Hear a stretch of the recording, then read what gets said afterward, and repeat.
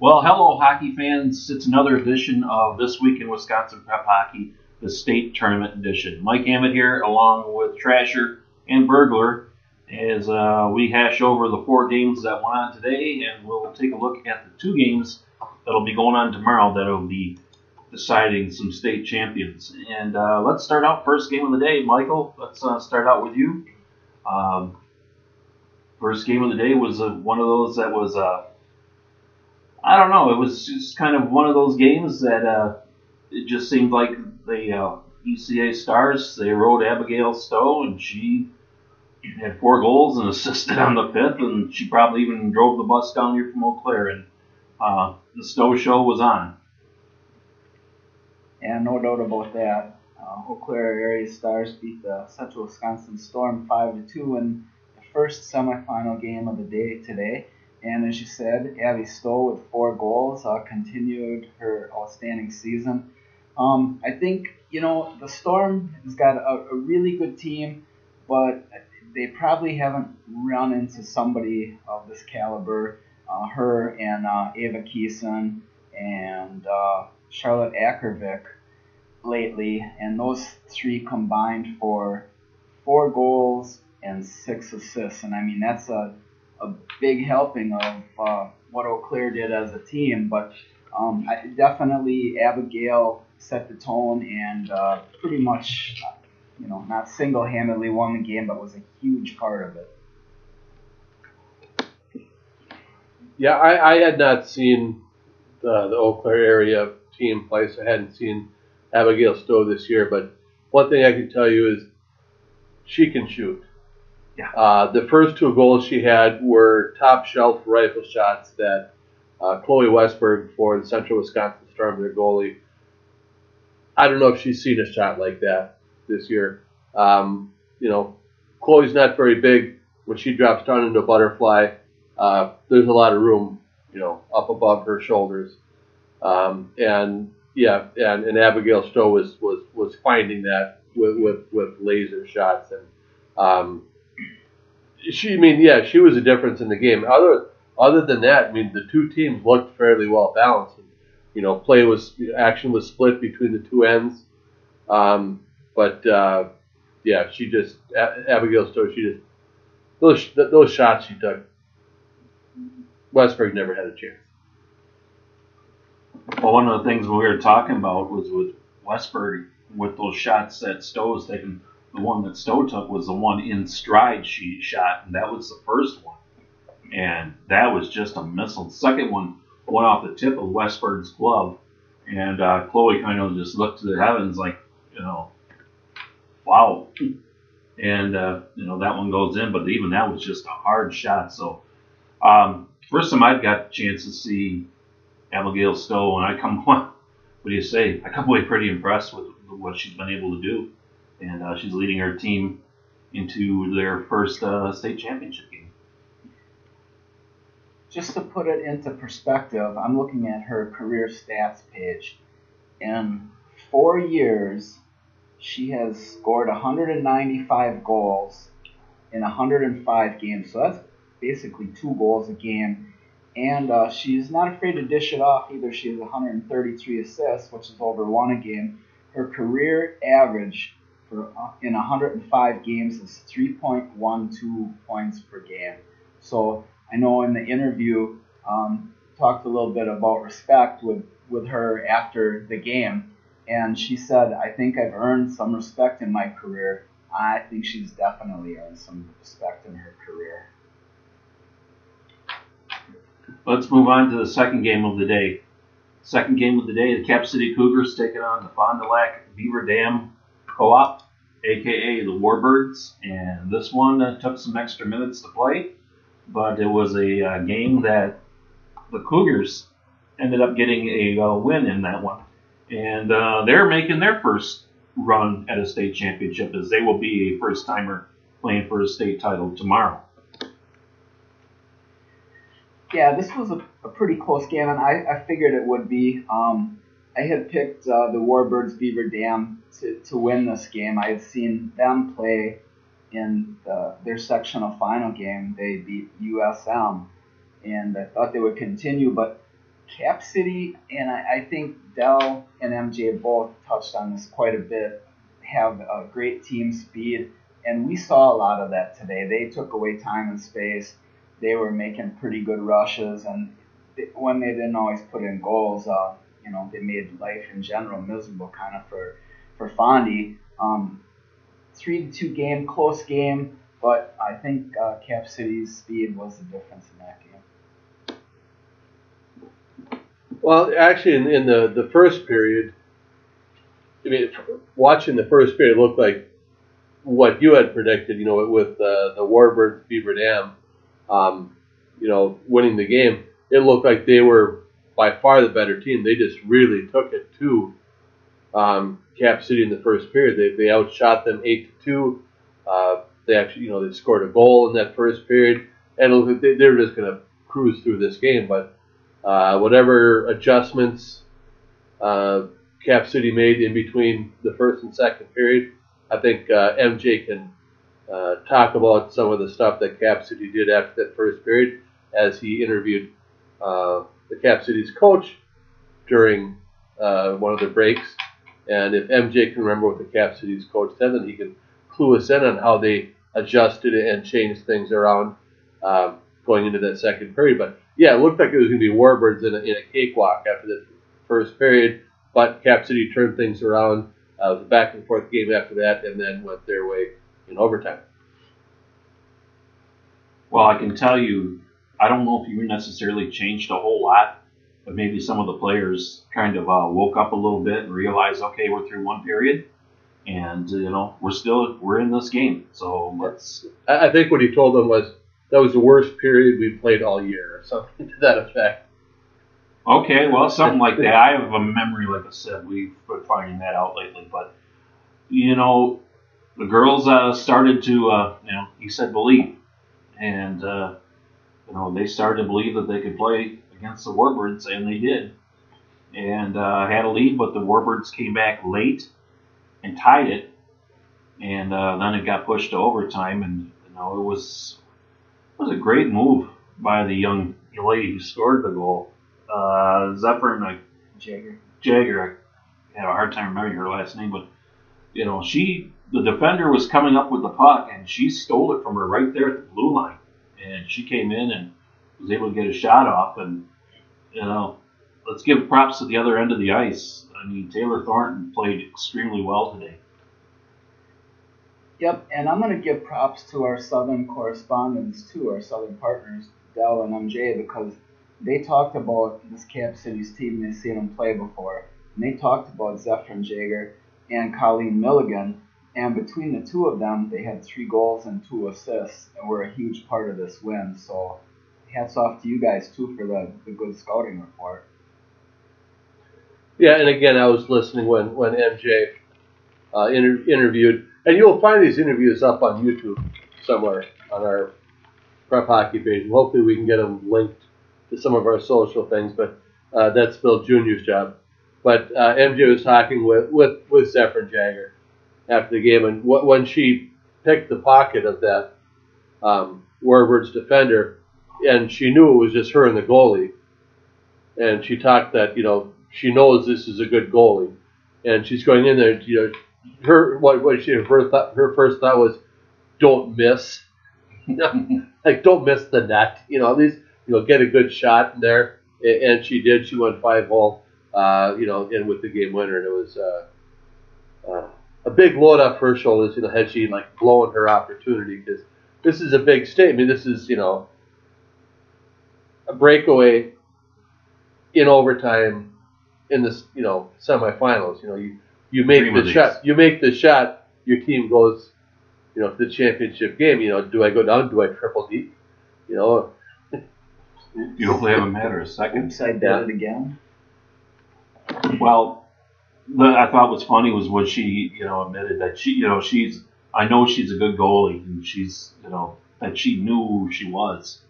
And it's almost like apologetic for, scoring on her. I know you're a good goalie, but she did score, and the Cap City Cougars and the Warbirds went to overtime, and Cap City comes out with a 3-2 overtime win. clinching their first championship game try. And ECA is going to have their first championship game try tomorrow at noon. And we'll come back for a prediction in a little bit. But right now, let's move on to the boys' semis tonight. And the boys' semis tonight, first game, Verona and Hudson. It was a win by Hudson tonight, as both you two predicted. What a crazy game. I mean, these two teams literally slugged it out at times on the ice. And I don't know if Verona had seen a team like Hudson all season long. And I think at times they looked a little bit frustrated. And it almost seemed, too, like Hudson had not seen a team like Verona. I know Brooks Lockwood afterwards had commented that he had seen some fast teams, but yeah, Verona was pretty fast as well. Kind of a weird start to the game, even though it didn't happen right at the beginning. It happened later on in the first period. A penalty on Hudson, and Hudson scored a shorthanded goal, and then a minute later, Verona scored on the power play. So each team scored a special team's goal on the same penalty. So it was kind of a weird start to the game, and a lot of penalties. It just seemed like there was always somebody in the box. Kind of took away from the continuity of the game a little bit, but once Hudson, I think, figured out what exactly they needed to do, they pretty much took control. Yeah, I'd have to agree with you there. The first period was pretty even. They each scored once. The shots were fairly close. But then as the game went on and things, started getting a little bit chippy, I think Hudson kept their composure and Verona didn't. Verona always seemed to get that extra last shot, and get the extra penalty. And that, I think, that fed right into what Hudson was doing. Hudson only got one goal, on a power play, but this was a close game. All those goals mattered, and yeah, I think Hudson was a little more disciplined than Verona was. When things got chippy, it always seems like Verona had that extra. Yeah, and the interview that Jordan Halverson, the defenseman, did with MJ, he said that they had really talked about it before the game. We're going to be the hittee, not the hitter. We're going to take what they dish out, and we're not going to retaliate. And I think that strategy really served them well. Good point, Michael. Yeah, I think it really served them well. And Verona, when your top players are going in the box on a regular, pace, I mean, you're taking your team out of their game. And Verona, yeah, they got some power play opportunities, and Cohen had to make a couple of really huge saves, and had one that looked like it was on the line, but in the end, Hudson seemed to be keep their composure a little bit more. And yeah, they did have a couple cross-checking penalties, which are retaliation penalties sometimes. But in the end, they kept their composure more than Verona, and they knew coming into that game that they could get some power play time against Verona with that situation of being composure, and they were successful with it. Let's move on to our final game of the night, which was a thriller. And Waukesha, Garrett Larson, Eau Claire Memorial, Trevor Hudasek, these two teams, this one was good. And these two teams are back and forth all night. And it was a double overtime goal by Eau Claire Memorial. That was the winner. And Waukesha comes up one game short on a rematch with Hudson as they lose this game in double overtime. And Michael, hats off to both goalies. That's the reason why they were in double overtime, because both those guys brought their A games. No doubt about that. I think, if I remember right, the stats don't bear it out here, but I swear that Garrett Larson had 43 saves in the game, and Hootie had 23 on the other end. Larson every bit of the goalie that we've heard about, we've talked about. He made a lot of great saves, and it looked like toward the end of the game, I don't remember if it was in the third period or the first overtime. It looked like he got slightly injured. He just did not look comfortable. He was kind of hands on his knees, leaning over like he was trying to kind of psych up and get back into the game, and get back into the pace of it all. But I know there was a couple times he made a save, and Berger said, "Well, yeah, he must be okay now," because I mean, he had to be, I mean, okay, if he hurt his groin or pulled a muscle somewhere, you know, you're the goalie, you're the number one guy, you got us here, you got to keep playing. We're sorry, and he had a great game. Hats off to him. Hats off to his team. They performed very well and almost made it to the state title game for the second year in a row.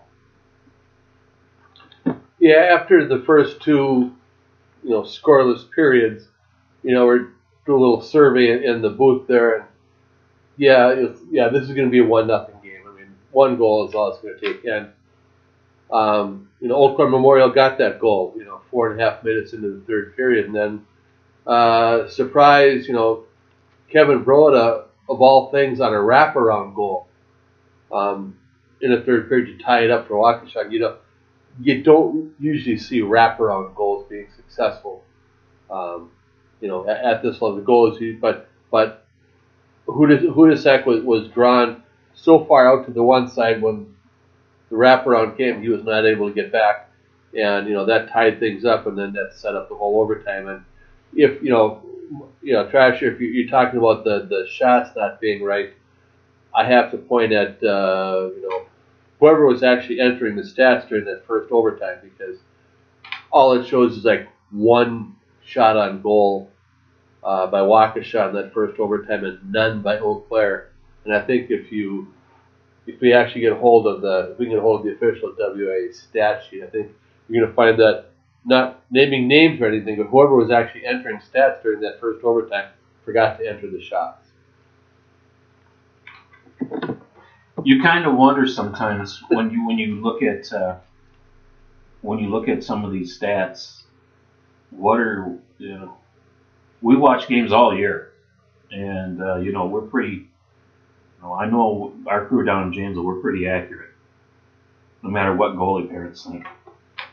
But sometimes I kind of scratch my head a little bit about it as well. But Burglar, let's go back to the game-tying goal with Kevin Broda on a nice wraparound goal. Hudasek came out a little bit to play the angle, but next thing he knew, he was out a little bit too far. And by the time he was trying to slide back, I think he knew he was out too far, and he was hoping his defenseman, who was on Broda, could take him off the puck. But Broda was strong enough to get the corner and able to tuck that one within the post. And it was a nice move by Broda, and I've seen that this year with him. He does a lot of offensive stuff from his defensive position. He's not afraid to rush the puck. Oh yeah, I forgot to mention that. Yeah, this is a defenseman who came down there and kind of suckered the goalie after the side. And when he went behind the net, I mean, he used, I don't know how tall he is, but he used every inch of his height and every inch of stick length that he had, because he knew he didn't have a whole lot of time. But he stretched everything out and just got the puck around that corner and barely got it inside, the far post. I mean, he just get it across the line and then shove it that way, and it just barely got across the line and into the net. But he used every bit of length that he had available to get that around the corner. You talk about his offensive capabilities. We saw it 2 nights in a row. He scored the game-winning goal on Thursday night and scored the game-tying goal here. Just to kind of touch upon what he has done this year for Waukesha, in the regular season, in 24 games, he scored 8 goals. In the playoffs and state tournament, in 5 games, 5 goals. So he was a big part of the offense. Maybe they figured they needed him to step up and help up with the offensive production. He definitely did so. He definitely did his part, but Waukesha fell just a little bit short. So Waukesha falls a little bit short, and Eau Claire Memorial in overtime, double overtime, is able to get the win. Michael, did you get a good look at the game-winning goal? Yeah, pretty good look. Memorial got a good shot on Larson, made the stop, and it popped out to his right a little bit. And Grant Theobar was there, and he rammed it home. And I think that's kind of I don't know. It was pretty cool because Coach Chris Tock had nominated Grant Theobar for the Unsung Hero Award, saying that he doesn't really show up a lot on the score sheet. Well, he showed up big on the score sheet tonight with a game winner for Eau Claire Memorial. Well, guys, now that we've rehashed all 4 of these games, let's talk about the only 2 games there are tomorrow. And let's start out with the girls' championship game at noon tomorrow. Cap City Cougars taking on the ECA Stars, and I'm going to start with Burglar. Bill, who and why? Yeah, as much as I like the way the Cap City Cougars played today, I was really impressed with their game, a lot of their players. If you look over the course of the season, the top 3 teams in the state were all in Section 1. Hudson and St. Croix. The St. Croix Valley Fusion and the Eau Claire Area Stars.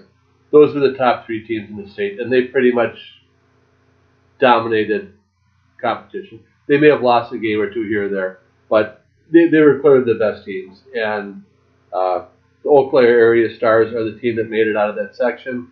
And as well as Cap City played today, I really can't see them. Well, I can't see them stopping Abigail Stowe, quite frankly. The rest of the, well, I don't think they have anybody that quite matches up with who's number 10 again? Ava Keeson. Ava Keeson. Those 2 players are the difference. You take those 12, the teams might be even, but those 2 players are at such a high level that they'll just control play, and I don't think the Cougars can stop them. Pretty much agree with that, Burglar. Stowe and Keeson, very quick, very talented. Difference in pretty much every game that the Eau Claire Area Stars play. And speed-wise, yes, Cap City, I think, can keep up, but I don't know if they can keep up with these guys. Eau Claire Area, I think, probably like a 5-1 or 5-2 game. I don't want to go out and pick final scores or anything like that, but Michael does. He's got pretty good idea of what's going on. Here's what's going to be key in this game, guys. You know ECA is going to get pucks to the net. You know they're going to do that. 2 things. 1, Taylor Thornton's going to have to play well. And 2, at the other end of the ice, the Cap City Cougars are going to have to get pucks to the net. I don't know if the netminder from ECA got challenged a whole lot today. When you got that much offense in front of you, you may not see a whole lot of pucks. I don't know if she got challenged as much today. So I think you look for Cap City to probably try to get more pucks to the net and try to challenge her. We'll see, but those are my 2 keys to the game. And I'll tell you what, talking to the Cap City girls, and they're a great bunch of girls, but I agree with you guys. ECA is just, I think, is just maybe that much better, and they got difference makers, and those girls are good. But give credit to Milligan, and you talking about Margot Thousand also, who was on defense and really played a whale of a game. Cougars aren't going to lay down for them at all. Talking about stats, I'm big into stats, just like Burglar is. Eau Claire Area on the year averaged 39 shots a game on goal, they gave up an average of about 15 or 16 a game. So that's more than double. I mean, if your goalie can stop 39 of 39, that's great, but odds are they're not going to. And if Eau Claire area gets 40 shots on goal, I think they win easily. Let's go into the boys' championship game at All Big Rivers championship game. Hudson and Eau Claire Memorial. In the regular season, Hudson beat them, and second time around they tied them. So here we go with round 3. And Bill, you've been stewing over there for a little while, and you want to figure out, want to let us know how you see in this one. Well, I didn't realize I was stewing over here, but that's okay. I'm good at stewing. Yeah. I'm good at stewing. I'm good at ranting. I've been waiting for that tonight. No, not tonight. I'm still. I was managing the Twitter feed for Wisconsin Prep Hockey during the games today, and I, sent out a couple of tweets regarding our announcers and their shortcomings as far as announcing penalties. So and so with a trip. No, it's a tripping penalty, but we covered that last time. Yeah, the two teams they played twice. Hudson won the first game. They tied the second game, but from what I've seen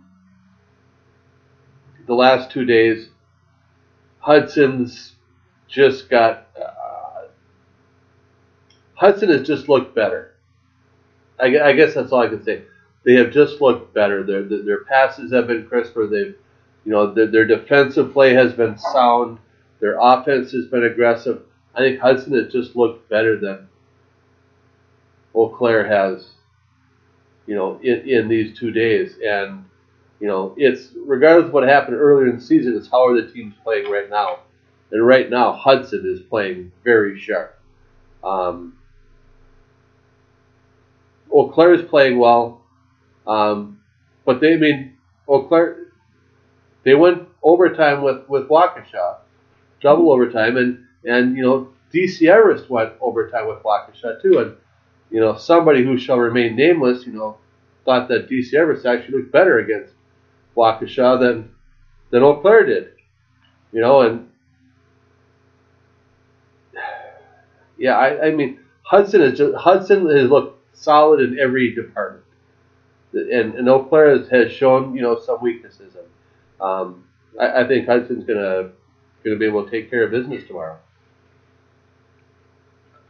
Pretty much agree with you there. I know there was one point in the game where we were watching, and somebody said, well, they need to be crisp with their passing, and the other person said, well, they're not. And Eau Claire just did not look like they were on their game tonight, even though they won. The usual tape-to-tape passes weren't there. The snap decisions weren't there. There seemed to be a little indecisiveness. I wonder if Waukesha maybe confused them in the neutral zone a little bit because they seem to have some trouble getting through there. Hudson, it's like they take the first periods.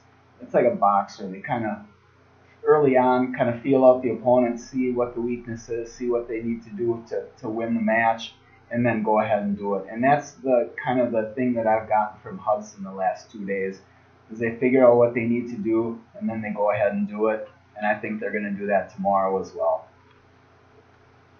Well, I think you guys, on my pick, I think you guys alluded to it a little bit earlier. Eau Claire Memorial played a double overtime game, second game of the night. Quick turnaround, you figure about 2:30, so you're looking at, I'm saying that Eau Claire Memorial, if they have any gas left by the third period, they probably would want to keep it close. But Hudson, I agree, Hudson has just played up here.